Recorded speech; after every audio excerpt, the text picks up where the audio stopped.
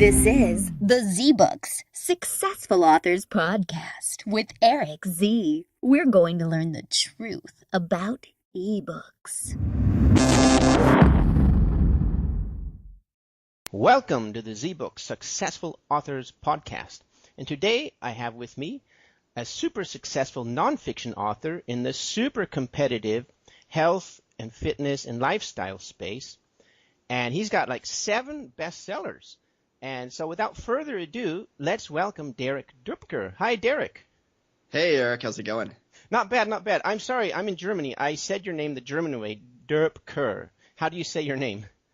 It's Doepker. Okay. So if you think Johnny Depp and then add a Kerr on there, you got it. Good branding, good branding.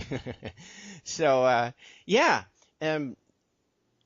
just said you had like 7 bestsellers, but let's roll back a little bit. When and why did you start publishing? I got my start back in 2012, and so at this point in time, I'd spent a couple years struggling as an entrepreneur, chasing the shiny objects, typical serial entrepreneur looking for a way to share my passion, which is health and fitness, mindset, personal development, and I wanted to earn some income from it.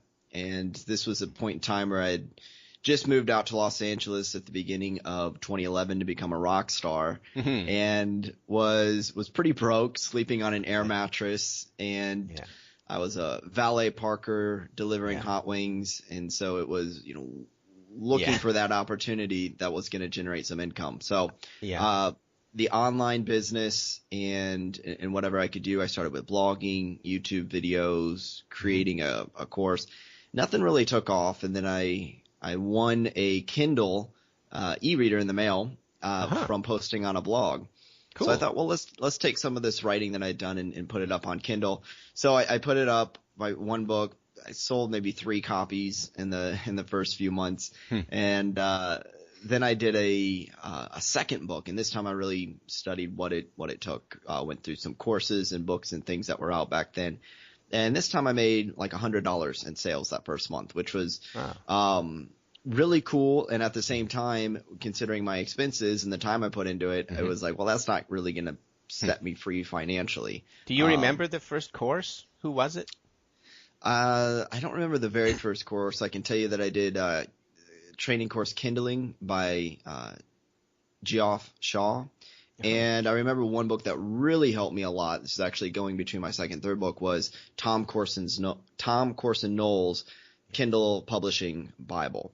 I saw some of your videos with him. Yeah, Kindle Publishing Bible. Yeah, I saw some of your videos with him in YouTube. Yeah. Okay, I'm sorry, I interrupted you.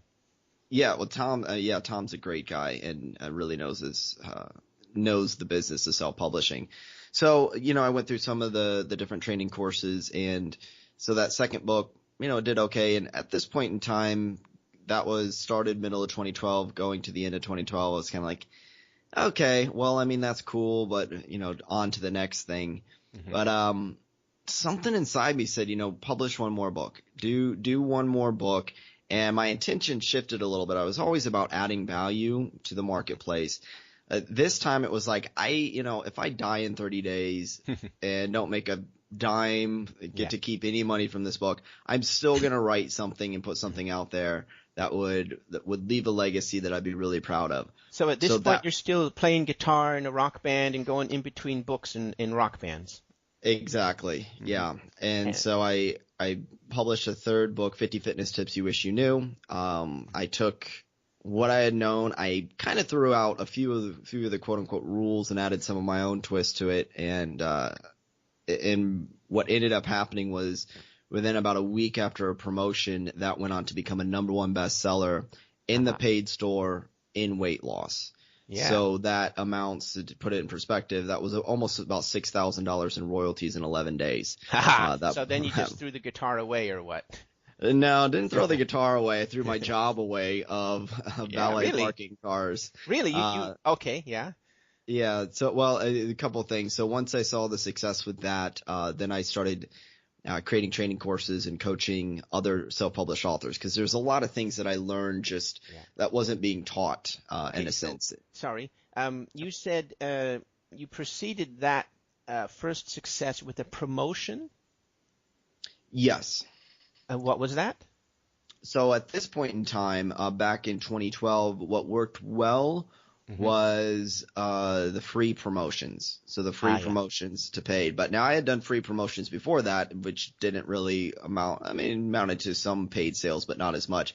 So there are a few other factors I believe went into that launch, some of which is still relevant today, some of which wouldn't necessarily work as well with the way Amazon works. But it was a KDP Select book, so it was a 5-day free promotion.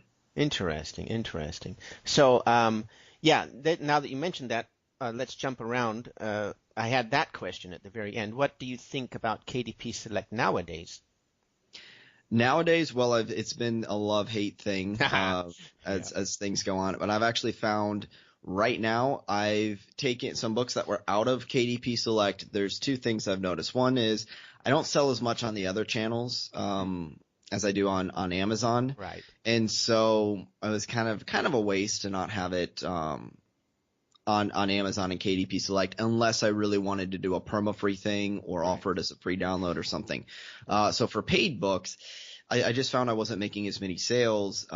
And what I found now is that with some smart marketing and promotion, it actually can be very lucrative to be in KDP Select, of doing different types of advertising, different types of promotions and things that are really only available to KDP Select. So I'm not one to say that there's a one-size-fits-all recommendation. Each author finds what works for them. For me, I've now really just in the past couple months have gotten KDP Select back on my side, so to speak, and have been just crushing it with some of the things that I've been doing with KDP Select books. The ads, maybe?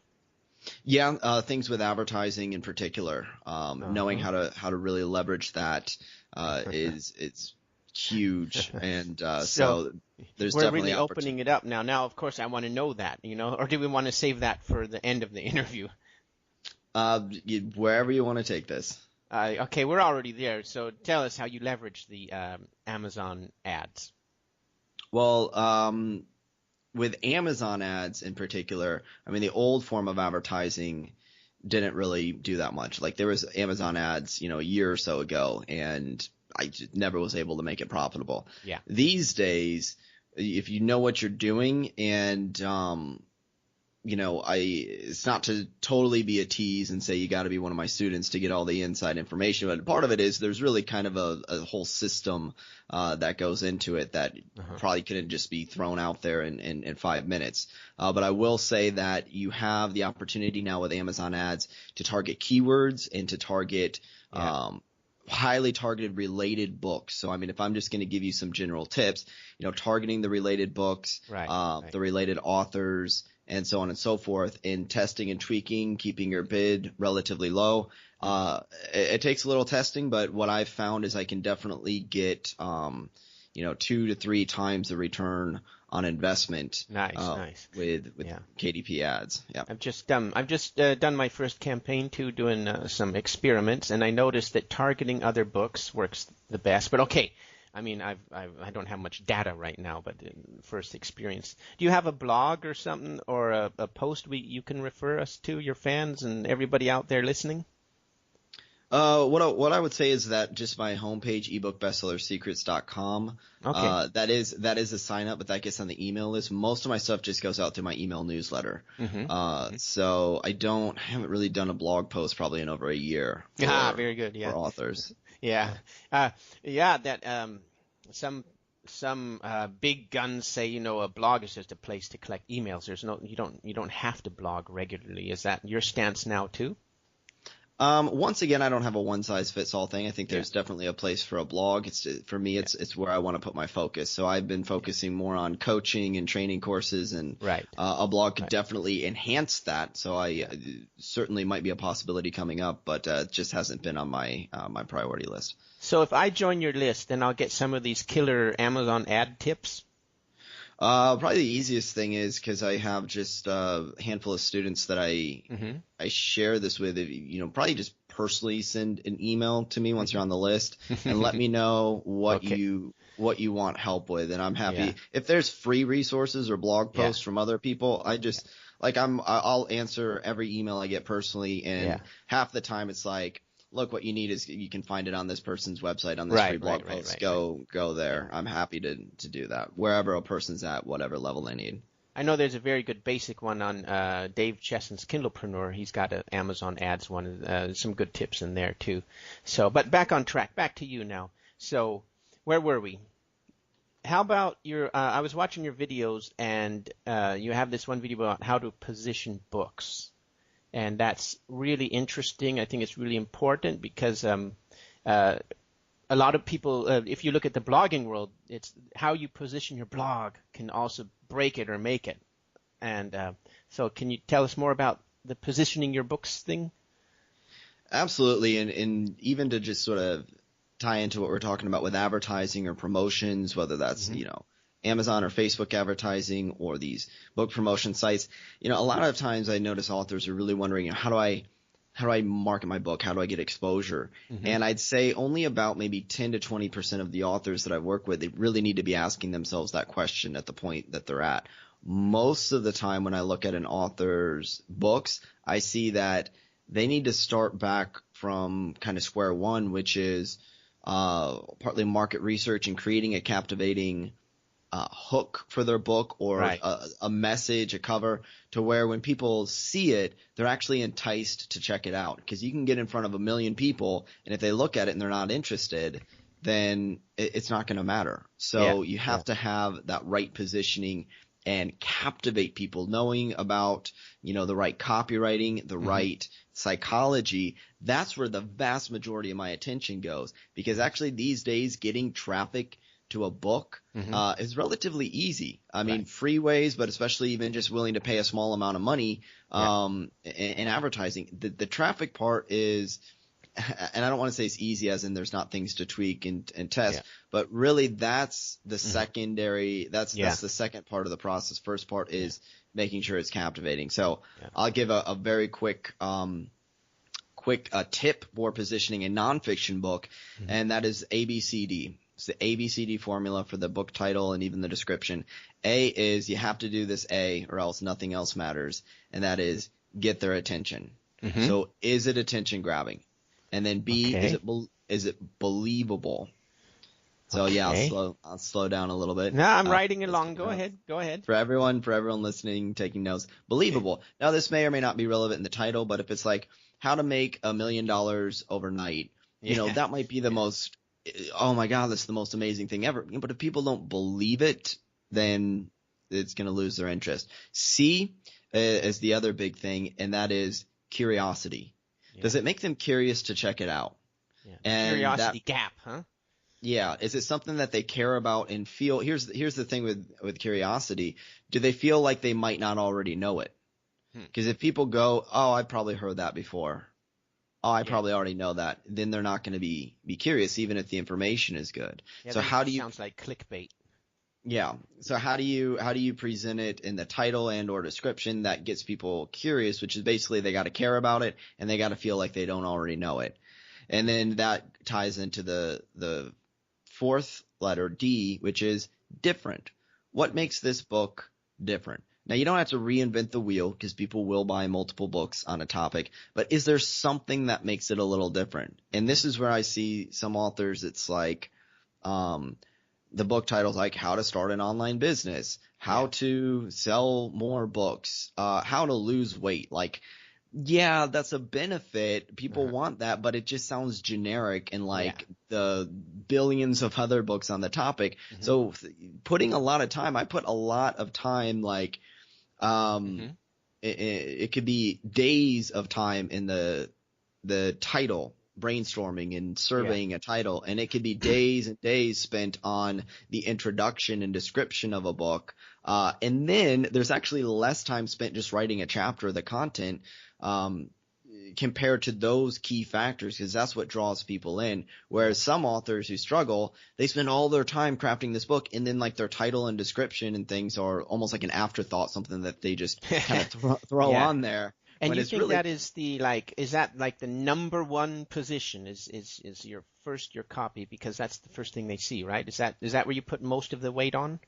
most of the weight, the first two things that a person will ever see are the cover and the title. Right. So if you think if you're going to put most of your attention on something, it'd probably be the title, because if you don't intrigue them with the title and get them to click through and check it out, nothing else you've done will matter. It doesn't matter how great the content is in the book. Person can spend months and months and months writing the greatest book ever, and they slap a title on there that doesn't get a person interested, and all that work goes to waste because of just that, that single book title that can make or break a book success. Yeah, I just recently published one, and this resonates with your different point. That it's I republished a blog post, how to create a create space book. So then I made it.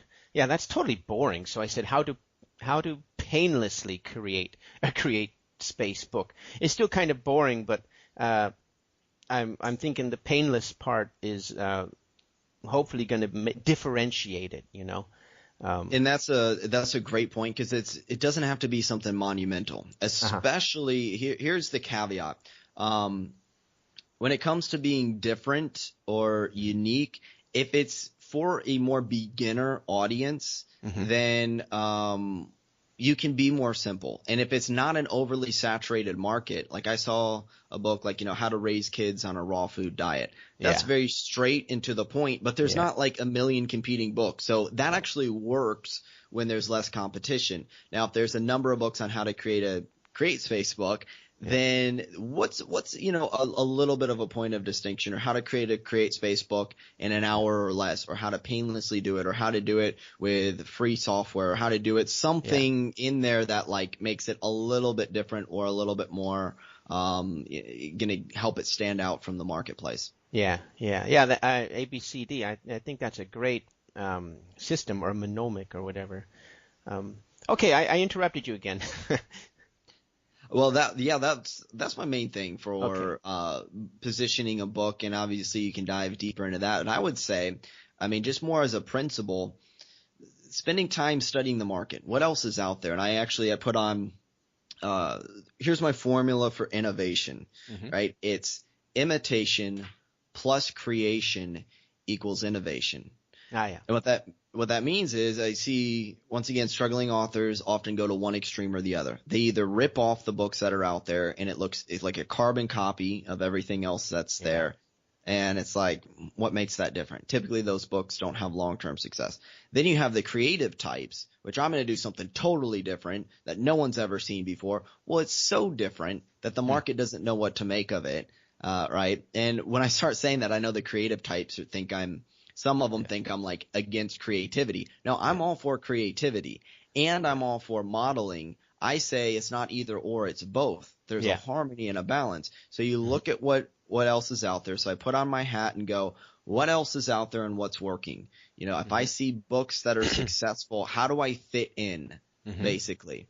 Then after I ask myself, how do I fit in? I go the other direction. I go, now how do I stand apart? Right. What do I add that's unique and creative and is going to allow me to be competitive? Why should someone buy my book instead of someone else's book on a similar topic? But here's like the secret third step of that, right? A lot of people might get the first one or the second one, or maybe both.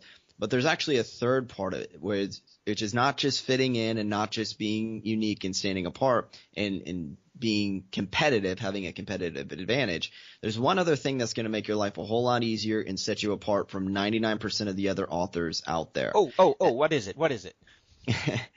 This is after you ask yourself, how do I compete and have a competitive book? You then go, now how do I turn my competitors into my collaborators?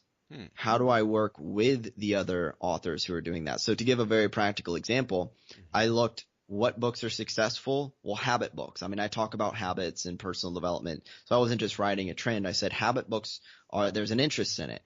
Steve Scott has a lot of books on this. Stephen Geis had a book, Mini Habits. So I go, I want to do a book on habits because that's a topic I'm passionate about and I know something about. But how am I going to stand apart? I don't want to just rip off and do what they've done.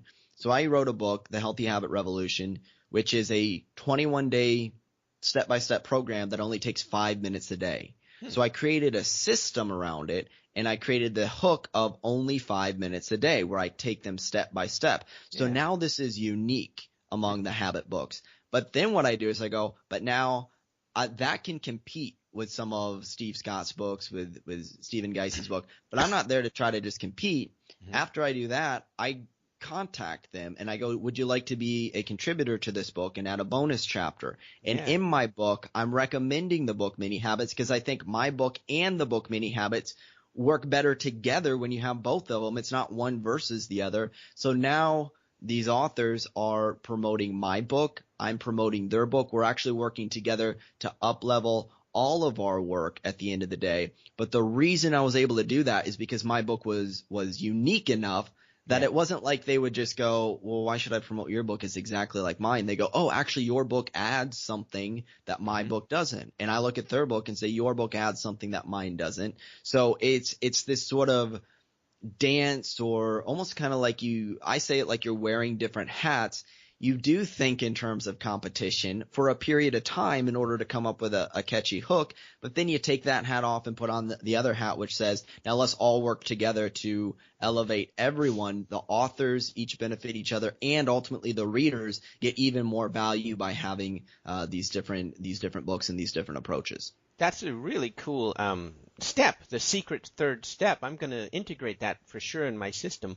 And it also reminds me of some of these guys. They get a bunch of authors together for one of those big marketing promotions, maybe in Facebook or something, where you get 20 books from these authors. And who was that? There was a really famous author doing that too. I know Brian Cohen has done yes. like that. Yes, Yeah. I think so. Yeah, exactly. And he's also the copywriting guy, right? Yep, he does selling for authors, and he helps authors both fiction and nonfiction with copywriting. Great guy to check out his work. And I have, exactly. That's exactly it. I mean, he's created something based on this principle. So there's principles and there's strategies. The Facebook group is a particular strategy, but the principle, which is more the big picture concept, is work with other authors and other authors promoting each other. The authors all win, the readers all win, the readers get different perspective, and that's the big thing. Yeah. People are not buying your information, and this is more nonfiction that I'm talking about. And fiction is basically, they're not buying just the story, right? They're buying the style or the delivery. They're not buying what you say, they're buying how you say it. Otherwise, people, if wanted to lose weight, they would read like a human physiology encyclopedia in if they want to exercise. Wikipedia. They'd read something like that, but they're like, that's boring. I don't want that. I want someone to put it in terms that I understand, or with examples, or with stories, or make it entertaining. And so people aren't buying your information, they're buying your perspective, not buying what you say, they buy how you say it, which is why you can talk about some of the same things other people have talked about, but when you add your own style and your own packaging to it, that's what people really want to buy. That's what I think it was in one of your videos that really resonated too, because when I talk to other people about making books and they say, oh, that's already been done, you say, oh man, what a cop out, man. It hasn't been done by you or in your way, but you hear it all the time from some people, and basically they don't want to try. It's the loser mentality, I guess. I don't know. But it hasn't been done by you in your way, So that really resonated. And that was something I struggled with at first. It's like, who am I, especially in health and fitness? Who am I to write a health and fitness book? I don't have the qualifications. I'm just some dude that's a valet parker. There's like millions of health and fitness books out there. And when I learned about the perspective, and here's what made it click for me. Have you ever heard someone share a piece of advice or say something, and when you hear one person say it, for some reason, the tone, the way they say it, the way they word it, it just suddenly clicks. And it's like you might have heard it 100 times before, but all of a sudden they say it the right way at the right time, and it's like like you needed to hear it from them. Yeah. And if you've ever had that experience, then you have your own firsthand experience that it's not just what's being said or whatever, it's who is saying it and how are they saying it, and you will be that person for someone else. Your style, your presentation Yeah. that someone needs to hear it from you, and they won't get it from anyone else unless it comes from the way you have to say it, which is why it's important not to just do the imitation part and carbon copy what everyone else is doing, but add your own personality and be willing to say, this is how I want to say it and how I want to do it. And it'll probably turn some people off, but it will also get some other people turned on to you in your unique style. Yeah, that's excellent. Okay. So tell us about your 7 bestsellers. Which one of your books is or was the most successful? For an initial launch, it would have been 50 Fitness Tips You Wish You Knew. And I've since run several BookBub promotions for it, which has generated thousands of sales. However, in the past couple years, I released The Healthy Habit Revolution and now Breakthrough Your BS.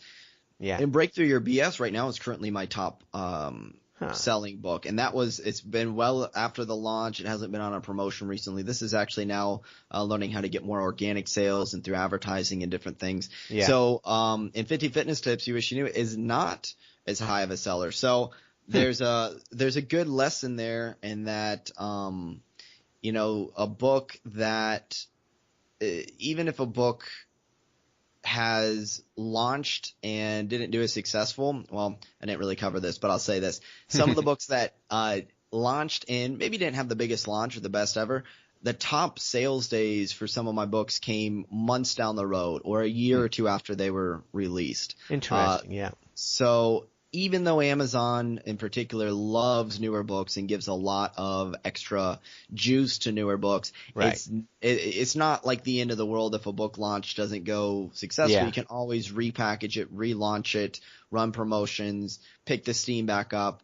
And I've noticed actually now Amazon, I sense, and this is from talking to some other authors, is now starting to reward more the consistent sales and not so much just the, you can get a huge spike of sales in a day or so. Yeah, the long game. Yeah. So that one resonates with me too because I've got a couple books and one of them sells itself. No advertising, no nothing. The books that I put all the money into for a big launch, you get the spike and then they just disappear into oblivion. And this other book, one of my kids' books, is just chugging along, making $100, $200 every, 2-3 weeks, So when you see something like that, you've got maybe, I don't know, a mini hit or an evergreen book like that. Do you readjust your strategy? Do you then go, okay, I'm going to make a sequel for that book, or do you readjust for that, or what do you do? One thing you'll always hear me say is probably it depends. So that's typically my answer because it really does depend on what your goals are. So obviously the common, thought process would be, you got to hit, keep going. Another common thought process, I believe it was Mike Shreve. You can remind me if this is who said it, was like he puts out a bunch of books and sees, which one's a hit. So there's no pressure for any one book to be successful. Right. You put things out there, you see what takes off, and then you sort of double down once you have a winner. So that's certainly a valid approach. At the same time, I wouldn't tell someone to force themselves to keep writing books that they're not passionate or that they just they can't stand it. Because there's plenty of ways to make an income. There's plenty of ways to make an impact in all kinds of genres with multiple strategies. So definitely, huh? It depends on what a person wants to do. But generally speaking, if you got something that you say, hey, this is taking off, this is doing well, it's got momentum, it's certainly easier to build upon something that's already got some momentum and add to it as opposed to, okay, I'm going to start from scratch, which is why it's generally good for an author to stick with a particular niche or and not spread themselves out so thin that they can't really get a big audience or backing behind one thing in particular. Right. So that's right into my next question. So how do you build your audience before launch? We were just talking about, you get these big launches with the spike and Amazon maybe changing their algorithm for more long game. So how do you build your audience? Building an audience before launch is a very, very smart strategy. Mm-hmm. And so you can almost say always be building your audience is a good idea. Yeah. And so there's a number of strategies to do that. Obviously, I think Facebook ads are one of the better ways nowadays to build an email list in particular. Yeah. Converting those to book sales might come actually a little bit later or down the road, but building the email list through Facebook advertising. Other ways, perma-free books are another strategy to build an audience. And so build an audience, be getting yourself out there. I also recommend getting a beta reader group. And some of these people I found even as strangers in some of the different self-publishing groups on Facebook, and just connecting with people. Hey, I got this book coming out on such and such topic. I try to make it enticing, and looking for some early readers. Let me know if you're interested. And then I funnel them all into a particular early reader group where they'll get a free copy. They can post comments. They can vote on what their favorite book cover is, or things like that. And so that's a great way. Here's one of the things that I say. Like, there's 3 things that you can do to promote your book. You can do it yourself, you can get others to do it for you, your readers, and you can get influencers to promote your book for you. Now, you can only reach one person at a time, or until you build up an email list, or you can only, not one person at a time, you can only reach however many people you're connected to. But when you get 10 people promoting your book for you, now that's exponentially increased reach, because those 10 people now each one of them reaches their whole network. So I'm not thinking as much about how do I sell my book. I'm thinking, how do I get others to want to sell my book or promote my book for me? And so that means I will gladly give away free copies of my book to avid readers, and even personally send print copies of my book to people that I know. So for instance, I sent print copies to people that I knew were like fitness coaches and had a social media following, and friends of mine on Facebook. What happens when they receive it? They post a picture. Hey, Derek, thanks for the book in the mail. They're posting it. Then I see other people comment. The book was called Break Through Your BS, so it's got that captivating title. Cool. I see people comment saying, ooh, I need that book, right? Yeah. These are total strangers posting on a friend's post, but like, I can see firsthand some people commenting, hey, so-and-so, I saw them post about your book. I went ahead and picked up a copy, right? And so I'm connecting with these different people because it's not me saying I got this amazing book. I try to get my readers to, create situations in which they will naturally promote my book, and then they're basically, selling it for me. Cool. Yeah, that's some people call that influencer outreach or just networking, right? But the beta readers, I think, is mandatory. The beta readers saved me in the last book that I made, and boy, am I glad, because I made a mistake with Facebook ads. I was building my list really quick. It was just too good to be true, and of course, it was too good to be true, and had to cut out like over 100 people from the Facebook ads that I got, and so then I only had my original list, and which was also the beta readers, and boy, did they save me in my last launch. And they corrected all my spelling errors and everything. It was awesome. So I really believe in beta readers, that's for sure. To touch upon that really quick, because I know one of the things that's probably popping in the mind of some aspiring authors who are just getting started, it's like, I only have 20 people I know. I only have 5 people I know, right? Mm-hmm. So at this point in time, it's not trying to sell to those 5 people. Nope. It's really getting them on your team and offering them the book for free, and seeing how can you incentivize them to share it. Like, hey, I'll send you the print book if you post it on Facebook, or I'll send you the free copy. One thing I do is I just set it up. If you enjoyed the book, would you be willing to share it whenever it goes live, like with a Facebook post? And it's not a demand, it's just asking them. And when they say, if I enjoy it, I'll definitely be happy to share it or post on Facebook about it. Okay, great. Just asking them that question is now set it up so that later on when the book goes live, I'm not, they've already kind of have agreed to it. So I'm like, hey, the book's live. It would mean so much to me if you'd be willing to share it. I always ask. I don't try to force them into it, but most people, because they've already went into it kind of with that agreement. And he said, hey, you seem like you enjoyed the book. Would you share? And so it's thinking more about getting your small avid readers to be the ones to spread the word out for you. So it doesn't have to be a huge numbers game at first, Yeah, I get that question too. I've only got 1 subscriber, and so I said, but it doesn't matter. You want to put the system in place You want to deepen the relationship with your readers, and you want to segment your list from the people that just want your book for free and the people that actually want to help you. And I think I think it has to be in place even from the very beginning to segment your list like that. So, did I ask you do you have a specific launch sequence? So what I did for my last book, and I'm always experimenting, was I did a KDP Select promotion, and I did 5 days free into a 99-cent promotion for another, let's say, 5 to 7 days, I believe it was.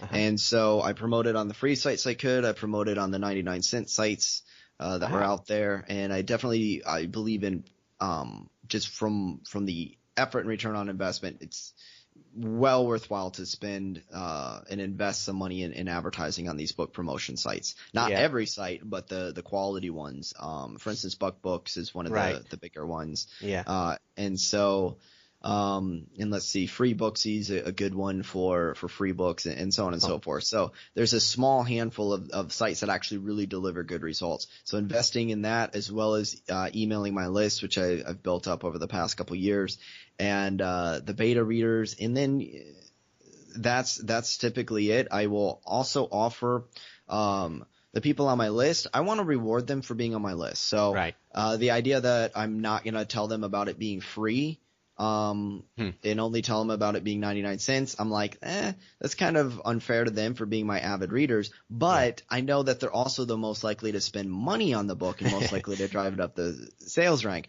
So here's what I do. I say, look, it's going to be free for these days, and then it's going to go to 99 cents. Right. You can get it for free these days if you want, and great. However, if you get it when it's 99 cents, I'm going to throw in an extra bonus for you. And I don't remember offhand what the bonus was, but I think if they got the print book and the ebook, then I'd include the audiobook for free once it was available. Or if they got the ebook, I'd include something else, some other bonus for them. So I'm transparent about it. And then that way, some people are still just going to get it when it's on the free promotion, but I can still get paid book sales to my list once it's on 99 cents or even full price by just saying, now I'm going to throw in this extra thing if you can wait a day or two and get it when it's actually a paid book.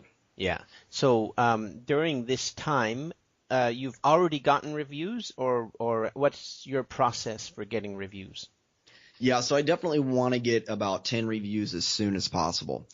So that's reaching out to my beta readers, my tribe of biggest followers, and I also use a software book review targeter to find some of the reviewers on Amazon, and I reach out to them asking them, would you be interested in this type of book? And the response is overwhelmingly positive of people that are interested in it. And these are legitimate reviews. It's not, if they don't like it, they either won't post a review or they'll post. I mean, I'll get the occasional. I don't know if I've gotten any 1-star bad reviews from them, but I've gotten, I think, a 3-star review, and I like that. Yeah. Sorry, is that the Author Marketing Club, or what software was that? So Author Marketing Club has something similar, and Book Review Targeter is from Debbie Drum. Yeah, so I've used that, and I love the software. So that just makes life a lot easier. I'm all about leverage and what's going to save me time. That being said, you could go a much slower way and just gradually kind of hustle for connecting with people. That being said, I really only want honest reviews. So I'm not trying to get reviews from just a personal friend who's not going to read the book but just post something positive. I don't care about that. It comes across as fake anyway. Yeah. And I'm not going to I don't want to do a review swap with someone who's just reviewing a book because they're getting something out of it. I want people reading my book because they're actually interested in the book topic, and when they share their review, they're sharing what they actually felt about it, both from just kind of an ethics standpoint, as well as just the quality of the reviews is going to be different if it's kind of like a forced, quote unquote, forced review versus something that's more I heard that you have to have over 70 reviews on a book before they'll even look at you at BookBub. What was your experience with BookBub? I know I've gotten a feature with less reviews than that, although the book hasn't been featured again. But I believe it was think the Healthy Habit Revolution, I could be wrong about which book it was, but definitely less than 70. Huh. And I've seen other books with less than 70. That being said, it's so competitive, and especially as it gets more and more competitive, it's Yeah. a safe bet that the more reviews you have, the better. Right.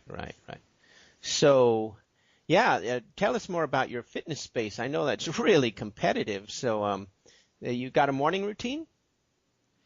My morning routine, is actually, speaking of morning routines, the book, The Miracle Morning for Writers. Yeah, Steve So Scott, this right? is Steve Scott, Hal Elrod, Henri Corridor, Yeah.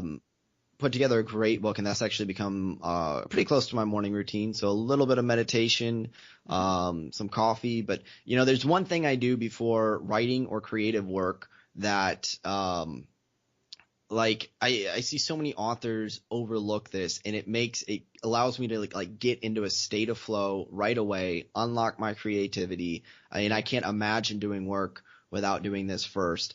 And what it is I take about 1 to 2 minutes, and I do typically dancing or some sort of physical movement. I don't mean exercise like I got to go to a gym. I Yeah. mean just physical movement Yeah. really unlocks creativity. And Dancing alone. dancing, yeah, just having fun. It gets your endorphins up, gets the blood flowing. Research also shows walking shows increase in creativity, indoor or outdoor. And Yeah. I noticed, when am I most creative? It's not when I just come in and go, oh, I got to start writing, and I plop down at the computer and try to come up with something. Yeah. My most creative idea is, I notice this, I'll be pacing. I'll pace in my apartment. I'll talk things out. I'll pace back and forth and go through a mock like video or presentation, and I'm like, oh man, that's a great idea. And then I jump on my computer and sit down and type some notes, and then I get back up and I start pacing again. So as authors, we're typically spending a lot of time sitting down writing, and I believe it's important to look at sometimes some physical movement in pacing or walking. It's like sharpening the axe before chopping down a tree. Yeah. So it's a 2-step process. First, get yourself into the physical, emotional state to be creative, and then go into the actual, creative work of, sitting there typing or writing. So it's the mind, body, spirit thing. The mind and the body are one. Exactly. And if you've Cool. ever had an experience where you've sat there and you've just like been banging your head against a wall, try to come up with something, or you force yourself to write and it's just like, this sucks, versus imagine a time where you've been into like a perfect state of flow and ideas are coming out and everything's just, you have so many great ideas, or you're not even trying to make it happen. The words are just flowing out. Yeah. I mean, how much of a difference is there between that, and how much more empowered are you when you can tap into that flow state on demand? And that was part from of that's, sorry. yeah, That was from Miracle Morning, just from that book?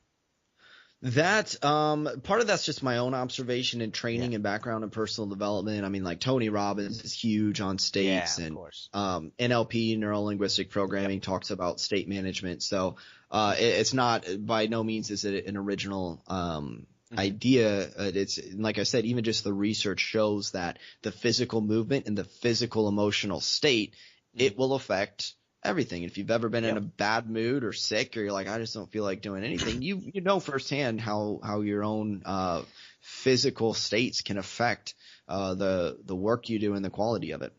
I like your dancing one, because I used to be a big swing dancing, Lindy Hop, and haven't done it for a while, but yeah, dancing is a perfect example of that too. The mind and body thing, you can't dance when you're negative or down, it's basically impossible. And if you do dance, then it should bring you up. It will bring you up, So I usually say when I get demotivated, I go watch a Zig Ziglar video or tape.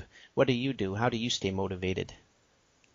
Well, there's one thing that I say about motivation, and I believe you wanted to touch upon this, and that is, there's something that generates motivation. So I don't necessarily just go right to the motivation. I go, what actually creates motivation? And one thing, not the only thing, but one thing that generates motivation is momentum.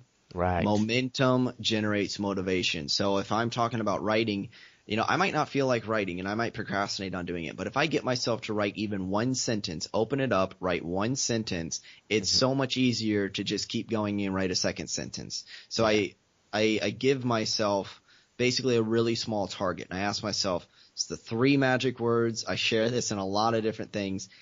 Can I just?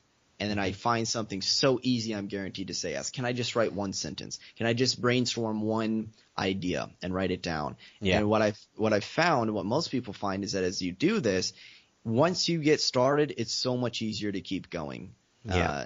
And so set the target small and then build from there, as opposed to, well, can I just sit down and write for the next 3 hours? The answer, your brain will very easily find an excuse not to do that. Can I just sit down and write for 3 minutes, and then I can quit if I want, but can I just write for 3 minutes? You'd be amazed at how many times that 3 minutes turns into 10 minutes. And hey, that's better than nothing. And then maybe that 10 minutes sometimes turns into 30 minutes or an hour. And then by the time you're into it, I mean, 3 hours is a long time for a single session, but I mean, a 5-minute session can very easily turn into 30 minutes to 60 minutes without you even consciously trying, because all of a sudden you get into a zone. So how do you deal with interruptions? Because I hate it when I'm in the zone and then get interrupted, of course. And or do you lock yourself in a room in the basement? Well, I mean, it's managing your environment. So obviously this is more practical for some people in some situations than others, but I mean, generally it's creating it like sort of like a sacred space. So if that's shutting off my phone, like unless you're expecting there to be an emergency, there was a point in human history where we didn't have cell phones and someone that could be demanding I remember that. I think I remember that. I don't know. I mean, I'm younger, but I still remember a little bit. But we have this sense that, like, if people don't need to hear back from you right this second, unless it's an emergency, you can create a space where people don't need to get in touch. Or if it's your own distractions, for me, it could be Facebook or, email. Being more conscious about it. There's things that can be done to like block the sites. I haven't messed with them myself. I know some people find that effective. And also letting people know, for some people that have family or other people that can want to come in and sort of demand some of that time, it's treating it. It's setting a boundary and treating it like this is like work. Like if I'm in the middle of work, I know for myself, I could be at home visiting family. I'm working on something. It's easy to be like, oh, Derek's just on the computer. We can like ask him what he needs. But it's like, well, no, my sister's a nurse. Like if she's in the middle of in the hospital, you wouldn't just come in and like interrupt her while she's like working with a patient. Like she's at work. Like there's kind of a boundary there. You don't really interrupt people unless it's something really important. So letting people know, this is my work. This is this is important to me, and training the people in your life to respect it and respect it, in terms of the level that you allow it to be respected and the boundaries that you put up. So that's the general answer. I mean, there can be a lot of different things depending on what the distraction is. It's my current challenge because, family man with kids and stuff, and you have no more space. That's, so, but you mentioned an interesting thing. You're young, right? So I'm totally off topic right now, but so let's do the young test. So did you ever own a cassette deck? Yes. Okay. Did you ever own vinyl? No. Aha. And okay, then I don't need to ask you the next one. Did you ever have an 8-track cassette player? Absolutely not. You young man, I'm dating myself here, so I better shut up, huh? Okay. So you did have a cassette deck, though. Yes, I did. Yeah. Okay. So CDs, I probably would have been, before high school, but when I was young, that was about the time where cassettes and CDs. By the time I was like 5 to 7, CDs were coming into more popularity. My favorite one is TV, because a long time ago, I haven't had a TV for over 20, maybe even 30 years, and people would ask me, how do you live without a TV? And man, that's when life starts, when you get rid of your TV. But now I keep meeting people that don't have a TV. Well, okay, they look at everything in YouTube, but still, they're out of that paradigm. They're out of the TV paradigm, and it's so refreshing to meet younger people that are what I consider normal. Yeah, I don't care about TV. It's just okay. So it's arguable if YouTube is better, but it's a paradigm shift. So all right, back to you. What do you do when you get writer's block? So I touched upon this. It's the can I just. Right. And for me, right. it's virtually non-existent for me to get writer's block because I probably have more ideas than I know what to do with. My challenge is getting what do I not want to do more than what am I going to write about. However, I actually do have some practical strategies because sometimes I will sit down like, what do I want to write about? And whether it's sometimes no ideas come to mind or sometimes so many ideas come to mind, I'm like, I don't even know where to begin. So for writer's block, getting myself into the state, asking myself, can I just brainstorm 3 ideas? Can I just get started? And here's the thing with writer's block. It's often putting too much pressure on yourself to like, oh, I got to write a masterpiece. Well, of course, you're probably not just going to come up with a masterpiece right away. If I ever would have on any of my books, especially my last book, tried to make it as good as it is, it wouldn't have happened. I started with a decent idea that I'm like, I'm going to write about some of the common self-help myths. It transformed into something totally different, way deeper, way more profound. I'm like crying as I'm writing some of the sections of this book. It goes but that's after immersing myself into it for a couple months. I couldn't, if I sat down and said, write that like quality of book, I would have freaked myself out. It would have been too much pressure. So I get started with something and I allow it to evolve. And in order to trigger ideas, 2 things. One is start reading some other books. If I'm stuck and I start reading something else or reading some blog posts, that will typically trigger an idea. What do I think about that? What's another way I could say that, right? And so goes back to that perspective idea that it's not buying what you say, how you say it. How would I say that differently? What would be a personal story I could share around that? So I can use other content to generate my own ideas.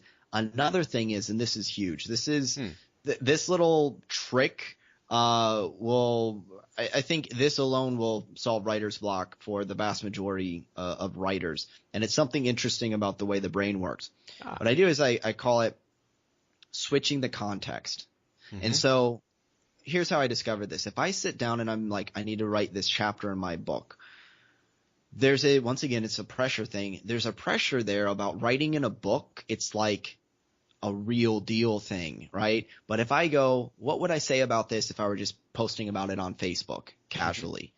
Well, if I go to write a Facebook post, it's a different context about, I don't know, staying motivated. I'll just make it generic. Okay, what would I say about it? Okay, I'll just, post something, right? It's a low pressure situation where I think I'm talking to my friends and I write something and then I go, wait a second, that would make a really good part of my book or a chapter of my book. So I just copy it from Facebook over to my book. But the brain is funny. If I try to write that as a chapter in my book, I don't think I would have come up with the same thing. And I noticed the same thing with emails. If I try to write an email, certain types of it comes out a certain way. It can be easier for some things and not others versus if I'm talking to a friend in an everyday conversation. So if you get stuck with the book, maybe what would I say about this if I were posting on Facebook? Maybe literally write an email to a friend and see what comes out there. Now, this is a little bit nonfiction, but there's ways to do this. What if I were to verbally tell the story and record myself? How would that come out differently than if I were to write it? And some people are going to be much better speaking about it or conversing with a friend about it. And as soon as they go to sit down and write, their brain freezes. So cool. Use that.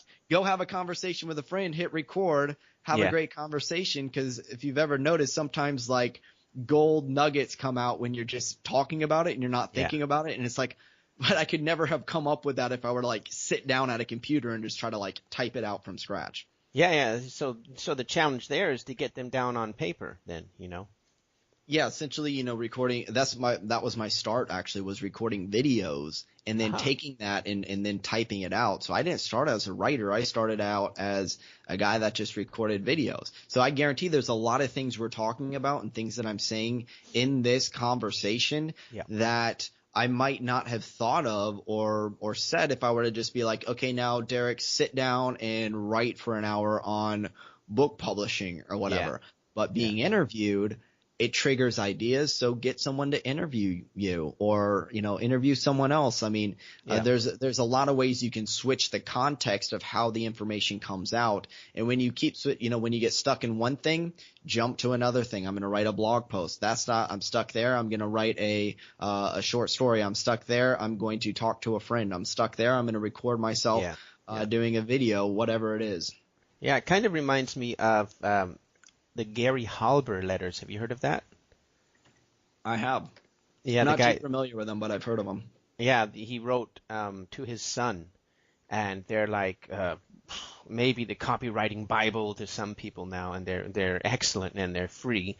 So that's a tip there. If you ever want any free resources, just Google it, Gary Halber letters, and probably go straight to it. And it's amazing. The guy, he made this resource available on his website for free. It was like, some people take his letters and make a business out of it. It's crazy. So, yeah, back to copywriting. Did I pass over the 5 elements of a book title description, or was that the ABCD part?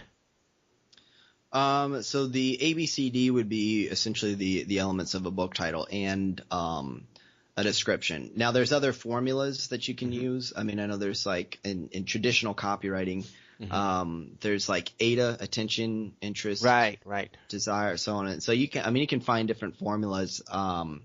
And like many things, the templates, the formulas are great to give you a structure and to get started. And then at some point, you don't have to be bound by them. You can kind of release them. But I say, especially as you're first learning, and even if you're experienced, start with a template, start with formulas, start with structure, because that takes a lot of the thought out of it. I know some creative types, they instantly want to get rid of the box because they don't want to be stuck in a box. Well, you have to have a box in order to think outside of the box. So I love having structure, just with the recognition that you don't have to always keep yourself within that structure.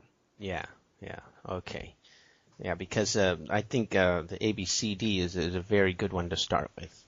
And so let's talk about your books again. What do you outsource? Absolutely outsource the book cover. I would say that that's a great thing for really any author, unless you have graphic design experience or know what you're doing. Yeah. I see so many authors kind of sabotage their books potentially because they try to do the cover themselves.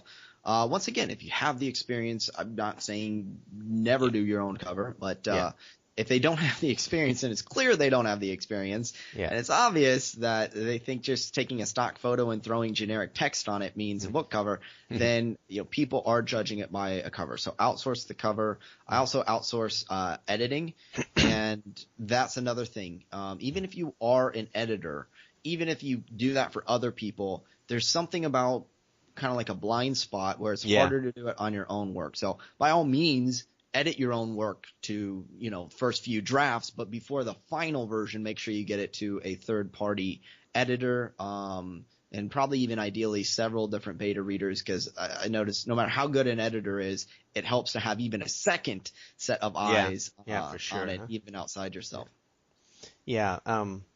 Sometimes what I do is I read my stuff backwards so that I don't, get in the groove, But I wouldn't pass that along as a tip or anything. So the covers, and I read somewhere you have 7 seconds to hook your reader when they go, or your prospective customer in Amazon, because it's very visual. So they go into the Amazon, they see the Amazon sales page, and I don't remember where, but somewhere it said 7 seconds, the cover and the title. If you don't get them with that, and then they don't read the description, and so that's, sounds about right.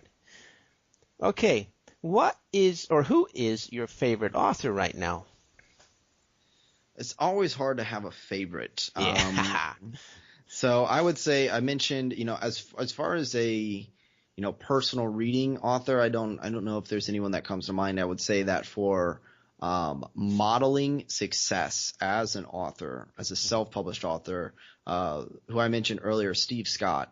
I definitely look at him as an example of what can be done in this business, and he's got a great training, great podcast, all that. So I look at him as sort of a role model. Me too. He's my hero. Another, just like you said, momentum generates motivation, and boy, does he have momentum. He has a book palette of like 40 books, and he wrote 10 books in 1 year or something? Like crazy, Yeah. So, my new favorite question is, what do you wish you knew then that you knew now? I'd say most of my work is essentially the things that I wish I knew earlier, where I share with authors, even my book, 50 Fitness Tips You Wish You Knew, the inspiration was, what did I wish I knew 10 years ago? And then when I started coaching authors, what did I wish I knew when I first started? There's a lot of different, answers to that. And I would say that as a general thing, this is something that comes up when I'm coaching authors, and I know it's something I can relate to, is really looking for like, what's the right answer? What's the right answer? What's the best approach? And recognizing that there is no one right answer, and there is no one best strategy. That's why it can seem overwhelming and confusing. Well, I heard this works, but someone else said it didn't work, and they tried this, and I heard one guru said to do this, but another person said that, and and people get so confused, and it's like, look, they're all right, and yet maybe none of them are right for you. And so take what you can learn from that, and also be willing to experiment and recognize that your path is unique to you. That doesn't mean try to reinvent the wheel and don't learn from proven strategies. It also doesn't mean that you can, carbon copy exactly what someone else does and expect it to totally work. So be willing to explore and treat it like a game and have fun with it, in which you learn the rules, you learn some good strategies, and at the same time, you're not so attached to them that you can't try something new. And I'd say that a lot of my success came from the earliest first best-selling book to up till now. What I'm noticing, it came when I was willing to go, I have no idea if this is going to work, but let's give it a shot. And hey, I might lose a few sales. I might lose quote unquote, lose a little bit of money. But here's the thing. You can't ever really lose anything when you value lessons more than successes. And so as long as I got the lessons from it, then I could turn around and take, okay, I spent $50 on that. It didn't really work, but I learned something so valuable that now I made $500 from that lesson. Well, did I lose $50, or did I just make, 500 or 450 by the time it's done, right? So it's valuing the lessons and then treating it like kind of like an experiment. Interesting. Yeah, they say one of the biggest entrepreneur mistakes is underestimating the value of your time. And kind of what you were talking about there kind of translates into that for me. And so let's 80-20 it. What is your number one most effective marketing method? I mean, your experiences now that you've tried a bunch of stuff.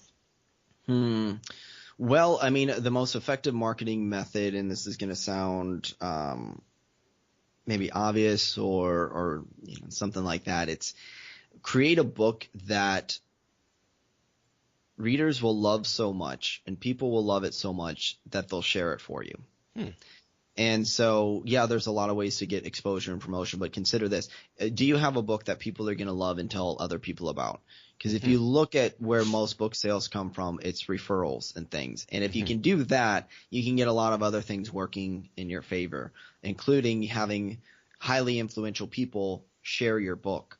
When I look at the most successful books, it's hard to say what the number one most effective thing is, because it's kind of like, what's the number one most important organ in your body? Well, is it the brain? Well, try to have a functioning brain without a heart, right? There's a good joke about that one, But I would say that if you have a book that people absolutely love, that's a good place. I know there's going to be the person who's like, well, I got an amazing book, but no one's heard about it. So that's why it's not, and that's a valid point, which is why it's hard to isolate one thing. That being said, if a book really is good enough, and I would say to tie onto that, if I have another number one most effective marketing method, it's your relationship skills.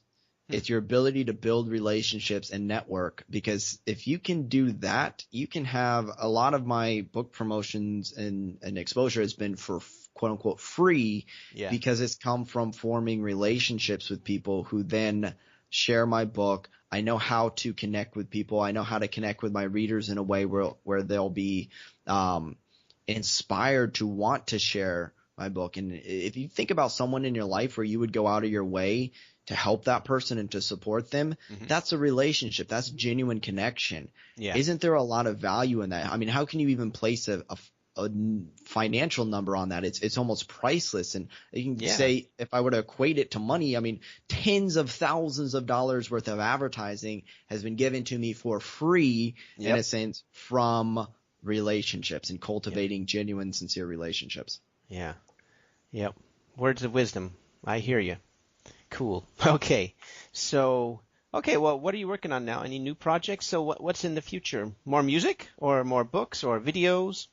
There will always be more of all of those. And new trainings for authors, especially around advertising books and, really just creating. I love working with authors that want to write a book that's say in the nonfiction space, that's meant to make a difference in the world, and something from the heart, meant to have impact, and helping authors that can craft the message in a way that it will have impact and will reach people. So more coaching, more live events, more speaking, especially for the brand new authors, as well as ongoing trainings and whatnot for established authors or aspiring authors that want to know just, some cool marketing strategies and whatnot. And I'd say coaching is a big thing. I really want to find a small group, creating an inner circle right now of just really committed authors that I want to give some more one-on-one time to because that's the big thing. So many authors that are struggling will try to do it themselves, whereas the savvy, successful authors